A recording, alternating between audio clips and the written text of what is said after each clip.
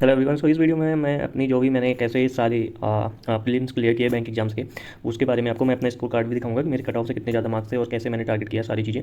तो देखो बेसिकली क्या होता है कि 95 टू 98% ऐसे एस्पायरेंट होते हैं जो मैंने देखा है, जो एक कॉमन मिस्टेक है जो मतलब सभी रिपीट ही करते हैं। अगर आप बैंकिंग प्रिपरेशन कर रहे हैं 2025 में बैंक का एग्जाम टारगेट कर रहे हैं तो कुछ गलतियाँ हैं जो आपको अवॉइड करनी पड़ेंगी फॉर सिलेक्शन। देखो फर्स्ट अटेम्प्ट में सिलेक्शन लेना बहुत बड़ी चीज़ होती है, और अगर आपको पहले से ही पता है कि आपको क्या गलतियाँ नहीं करनी है तो शायद फिर आपके लिए वो ईजी हो जाता है। नहीं तो मोस्टली क्या होता है, जब आप एग्जाम दे लेते हो एक बार, तब आपको पता चलता है कि अच्छा मैंने ये गलती करी, ये मैं नेक्स्ट टाइम नहीं करूँगा, तो वो आपका एक साल बर्बाद हुआ ना। तो मैं इसमें वो चीज़ें आपको बताऊँगा जो अभी से आपको अपने माइंड में रखना है, ठीक है। और इसमें देखो क्या क्या कैसे करना है आपको प्रिपरेशन अपनी, अभी सारी चीज़ें मैं डिटेल में बता दूंगा। इसके बाद आपको इधर उधर की मतलब वो नए नए कई सारे वीडियोस नहीं देखने, आप इसे एक बार इंप्लीमेंट करना, ठीक है। अपनी आप रिजल्ट देखोगे विद इन 1 मंथ, ठीक है। देखो करना क्या है बेसिकली।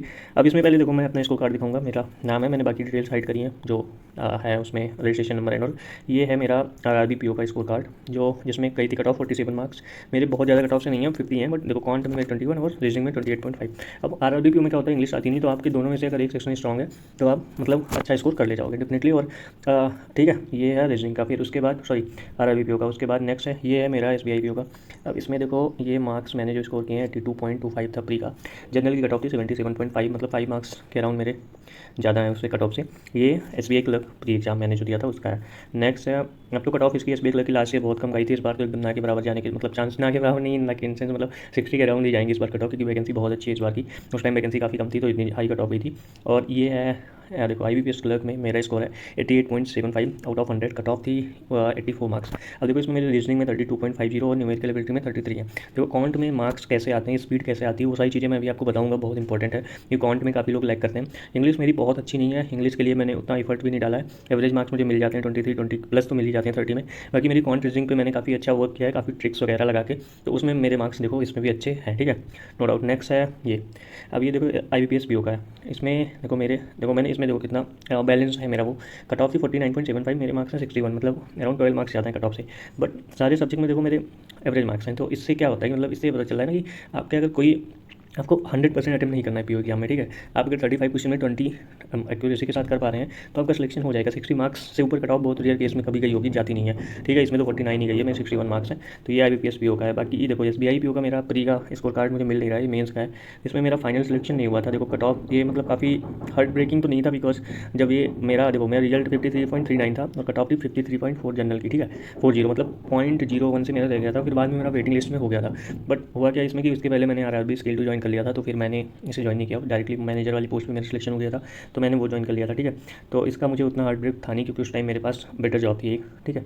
नेक्स्ट ये था ESIC UDC का, 164 मार्क्स मुझे मिले थे और इसकी कट ऑफ थी 159 के अराउंड फाइनल सिलेक्शन के लिए, ठीक है। ये उसका प्री वाला PDF है। नाउ ये जो मैं भी करेंटली जॉब कर रहा हूँ, ये रत्नेश शुक्ला, आप 30 नंबर पर देख सकते हो, IT ऑफिसर स्केल 2 मैनेजर की पोस्ट है RRB में। तो इस पे तो ये वाली जॉब मैं अभी कर रहा हूँ, ठीक है। तो बस बहुत से लोग कहते हैं आपने SBI PO क्यों नहीं ज्वाइन किया, IBPS PO ये सब कौन से। तो देखो मेरा डायरेक्टली मैंने स्केल 2 एक स्केल ऊपर की पोस्ट पे सिलेक्शन हुआ, प्लस RRB में हुआ है, तो मुझे होम पोस्टिंग मिली हुई है। तो मेरे लिए जो प्रायोरिटी है मेरी होम पोस्टिंग, प्लस इसमें ये सैलरी भी उन दोनों से मतलब काफ़ी ज़्यादा है। उसकी बेसिक 48,000 है, इसकी बेसिक 64,000 है, तो मेरे लिए ये ज़्यादा अच्छा ऑप्शन था, तो मैंने इसलिए ज्वाइन किया है, ठीक है। अब नाउ मैं आपको स्ट्रेटजी बताता हूँ कि कैसे करना है। देखो सारी मैंने IBPS clerk, SBI clerk, IBPS PO, RRB PO और SBI PO सारे आपको मैंने दिखा दिए, ESIC UDC भी दिखा दिया। अब देखो कैसे मैंने क्लियर किया है, सारी डिटेल में बताऊंगा इसमें। आप अगर 2025 बैंक एग्जाम्स टारगेट कर रहे हो, ठीक है, देखो आपको करना क्या है, पहले ये अंडरस्टैंड को। देखो प्री कट ऑफ जो PO का होता है, चाहे कोई सभी हो, तीनों में RRB PO, SBI PO और IBPS PO, इसकी 60% आपको टारगेट लेके चलना है। लाइक अगर 100 का है तो 60 मार्क्स और 80 का है तो 50 प्लस मार्क्स, ठीक है। कभी ऊपर थोड़ा नीचे कट ऑफ जाती है, बट 60-65% आप लेके आ रहे हो तो आपका प्री क्लियर हो जाएगा। प्री देखो बहुत से लोग क्या करते हैं प्री के लिए, प्री का मेन मोटिव अभी ये देखो मैं वो भी बताऊंगा जैसे। और क्लर्कल के लिए क्या होता है कि 80% अराउंड आपका अगर 100 में है तो 75 to 80 अभी तक क्लर्कल की कट ऑफ जाती है। जैसे IBPS क्लर्क 84 गई, 77 गई, अभी तो इस बार SBI क्लर्क की काफ़ी मैंने जैसे बताया अभी 60 के रेंज में होगी, ठीक है। तो लेकिन बट आपको टारगेट करना है क्योंकि उसमें डुएबल होते हैं, 80-85 क्वेश्चन आप आराम से कर सकते हो अगर आपकी स्पीड अच्छी है। मेन होती है स्पीड, क्वेश्चन तो सब लगा लेंगे बट उस टाइम फ्रेम में कैसे सॉल्व कर रहे हो वो जरूरी है ना। तो उसके लिए कैसे करना है वो मैं, और मेरा RRB क्लर्क मैंने पहली बार दिया था तब मैंने कोई सा एग्जाम नहीं दिया था, उसमें मेरे 78 मार्क्स आए थे आउट ऑफ 80 और कट ऑफ गई थी 78.20, मतलब मेरा प्री वो क्लियर नहीं हुआ था। तो वो भी मैं आपको बता नहीं सकता अभी, मतलब इसमें दिखा नहीं सकता क्योंकि मेरे पास स्कोर कार्ड अवेलेबल नहीं है। बट मेरा वो पहला अटेम्प्ट था, मैंने कहा मैं पूरा आउट ऑफ 80 में 78 स्कोर किया, फिर भी मेरा नहीं हुआ। तो काफ़ी मतलब डिमोटिंग था वो, बट काफ़ी चीज़ें हैं इसमें जो आपको अभी ध्यान रखनी है। देखो प्री का डिमांड क्या होता है, स्पीड विथ एक्यूरेसी, ठीक है। अब आप ये नहीं कि बहुत तेज़ क्वेश्चन सॉल्व कर रहे हो आधे गलत कर दिए, या स्पीड नहीं है जितने 100 में 50 ही क्वेश्चन कर रहे हो, देखो दोनों आपको नहीं हो पाएगा फिर दोनों केस में। आपको दोनों चीज़ें साथ में लेकर चलनी पड़ेगी। अब एक्यूरेसी के लिए आप क्या करोगे, पहले अपना आपने सिलेबस जो भी कर रहे हो, जहाँ से भी कर रहे हो, आपने सिलेबस कंप्लीट कर दिया, ठीक, सारे कॉन्सेप्ट कर लिए, कॉन्ट के, रीजनिंग के, इंग्लिश के, फिर प्रैक्टिस किया, maximum number of question practice कर लिया। देखो एक्यूरेसी इससे आपकी आ जाएगी, मतलब you will be able to solve the questions. But the problem is कि क्वेश्चन तो हर कोई सॉल्व कर लेगा ना, क्वेश्चन तो हर कोई सॉल्व कर लेगा, लाइक आप सॉल्व कर रहे हो, जैसे मैं भी सॉल्व कर लूँगा।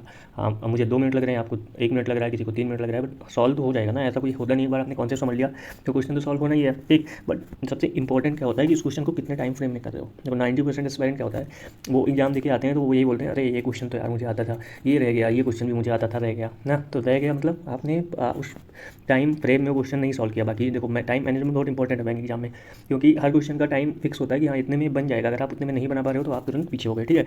तो स्पीड के लिए आपको करना क्या है, उसके लिए मैंने काफ़ी चीज़ें बताई हैं इसमें।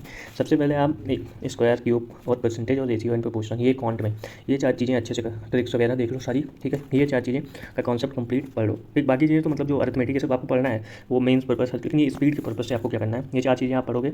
उसके बाद नेक्स्ट है कैसे करना है, लर्न स्पीड में ट्रिक्स। आप जो भी कैसे स्क्वायर कैसे करते हैं, क्यूब कैसे करते हैं, स्क्वायर क्यूब तो हर छोटा बच्चा भी कर लेगा 5th क्लास का, बट आप किस स्पीड में कैसे कर रहे हो उसे, ठीक है, वो इंपॉर्टेंट है।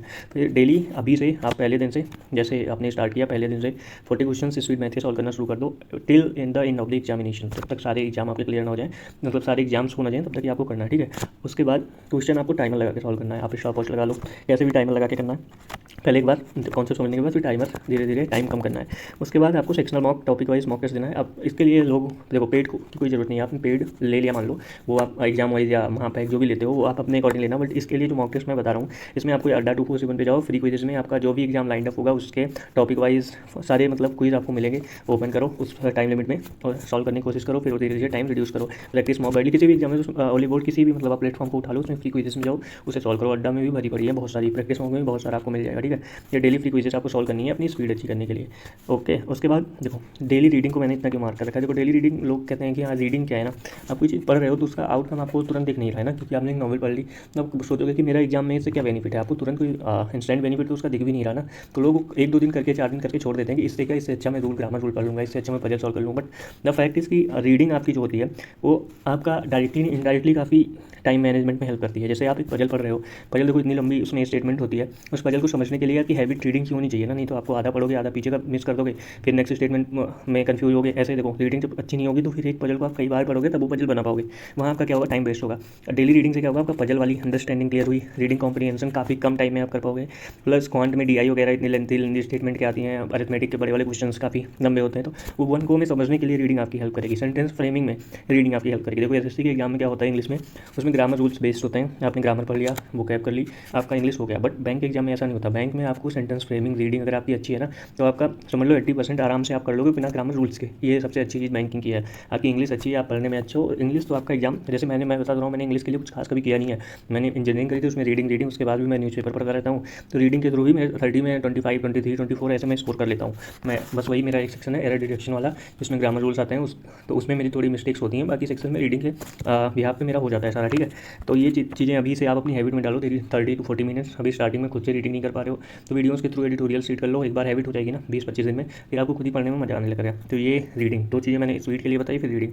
अब लास्ट चीज़ मैं बताऊँगा reverse analysis through mock test, ये मुझे सबसे इफेक्टिव लगा जो मैंने फॉलो किया अपनी प्रिपरेशन जर्नी में, क्योंकि ये काफ़ी इंटरेस्टिंग भी लगता है, मोटिवेटेड आप फील करोगे जब ये करोगे। अब देखो करना कैसे, आपने अपना सिलेबस कंप्लीट कर लिया, मान लो अभी 2025 का एग्जाम टारगेट कर रहे हो, आपने अप्रैल मई 2 महीने में अपना सिलेबस जो था कंप्लीट किया। उसके बाद क्या करोगे, जून मान लो 3 महीने में कंप्लीट का टाइम लग गया, 3 मंथ्स आपने पूरा सिलेबस पूरा कंप्लीट कर लिया। अभी तो प्रैक्टिस, अब जून तक, जुलाई से आपको क्या करना है, एक मॉक टेस्ट दोगे जो एग्जाम सामने है। जैसे पहले RRBP होगा तो उसका मॉक टेस्ट दो, वो हो जाए, उसके बाद IBPS क्लर्क का है उसका दो, फिर IBPS भी है उसका दो, SBI क्लर्क SBI, देखो जो एग्जाम सामने है उसके प्री के मॉक टेस्ट आपको देने हैं। डेली एक मॉक देते जाओ, उसमें बस इंप्रूव, उसमें करना क्या है कि मॉक 1 घंटे आपने मॉक दिया, उसके बाद उसकी आपको एनालिसिस करनी है। एनालिसिस में सबसे इंपॉर्टेंट क्या है कि आपके जो भी क्वांट अरिथमेटिक के क्वेश्चन आए उसके कॉन्सेप्ट एक जगह नोट कर लिया, रीडिंग वाली पार्ट उसमें आपका हो गया, प्लस रीजनिंग की पजल प्रैक्टिस, लॉग, इन सारे क्वेश्चंस डेली आपके प्री लेवल लेवल के प्रैक्टिस हो रहे हैं उसमें आपको बस क्या करना है कि जो कॉन्सेप्ट वाली सी लॉग इनइक्वालिटी या अरिथमेटिक जो भी आ रहा है वो एक नोट्स प्रॉपर बना के उसे नोट डाउन करना है कि नेक्स्ट टाइम जब आप मॉक दो तो उस टाइप के क्वेश्चन अगर रिपीट हो रहे हैं तो वो आपसे बहुत कम टाइम में बने।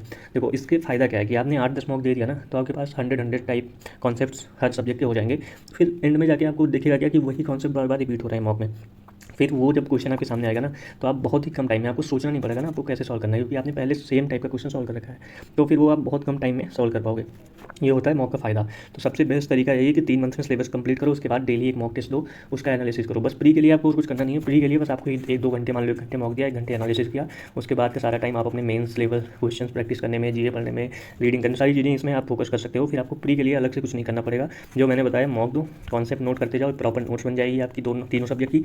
फिर आप देखोगे ना कि आपके प्री में कैसे मतलब इंप्रूवमेंट हो रहे हैं। इवन यू क्लर्कल वगैरह की वाले एग्जाम में आप इवन 90-95 स्कोर करने लग जाओगे अगर मतलब सारी चीज़ें ऐसे बैलेंस करके चलोगे। तो मैंने अपनी स्ट्रेटजी आपके साथ शेयर की। इवन मैंने जॉब के साथ प्रिपरेशन करी थी तब मैंने मतलब ऐसे मेरे जो भी मार्क्स हैं, मैं 9 OTCS में जॉब करता था, 12 से 9 सेकंड शिफ्ट मेरी जॉब होती थी, उसके बाद मैं टाइम निकाल के प्रिपरेशन करता था जो भी था।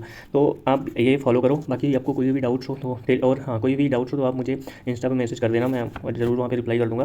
प्लस PDF मटेरियल्स और प्रैक्टिस के लिए देखो आपको कंटेंट कहाँ से चाहिए। मेरे टेलीग्राम ग्रुप में मैंने बहुत सारी PDFs पजल्स की, EDI की, अरिथमेटिक की, सब कुछ शेयर कर रखी है वहाँ, आप वहाँ से कर सकते हो। ज्वाइन कर लेना, लिंक डिस्क्रिप्शन में डाल दूँगा। So all the best guys, all the best for 2025।